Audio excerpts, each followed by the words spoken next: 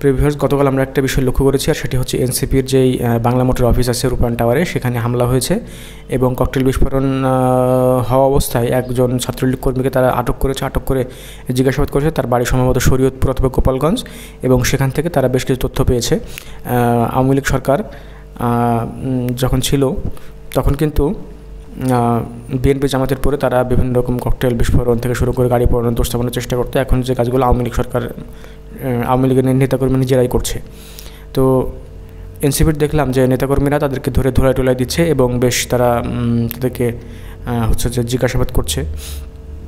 তো রাজধানীর বিভিন্ন জায়গায় যে ককটেল বিস্ফোরণ এবং অগ্নিসংযোগের ঘটনা ঘটেছে, সেখানে মারাও গেছে কয়েকজন এবং ধরপাকড় চলছে আওয়ামী লীগ নেতাকর্মীদের।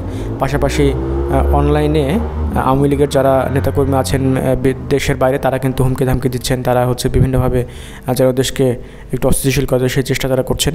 সেই জায়গা থেকেই এনসিপির এই অফিসে হামলা হয়েছে এবং গতকালকে একজন ছাত্রলীগ কর্মীকে আটক করেছে।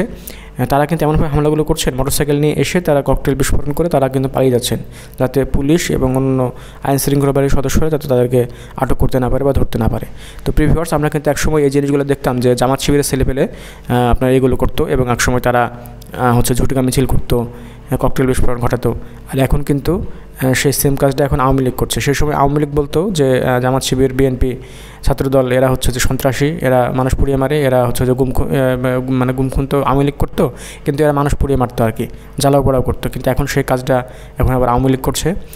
এই ইভেন সবচেয়ে বড় বিষয় হচ্ছে যে জামাতের যখন নেতাকর্মীদের ফাঁসি দেওয়া হয় তখনও কিন্তু সেম একই কাজ হয়েছিল এবং এখন আবার আওয়ামী লীগের যদি ফাঁসির রায় হয় তাহলে সেম একই কাজ আওয়ামী লীগ করবে। আসলে এটা শেষ আমরা কোথাও দেখছি না। তো প্রিভিউয়ার্স, আমরা চাই যে দেশ শান্তিপূর্ণ অবস্থায় থাকুক, দেশে শান্তি বজায় থাকুক। ধন্যবাদ আপনাদের।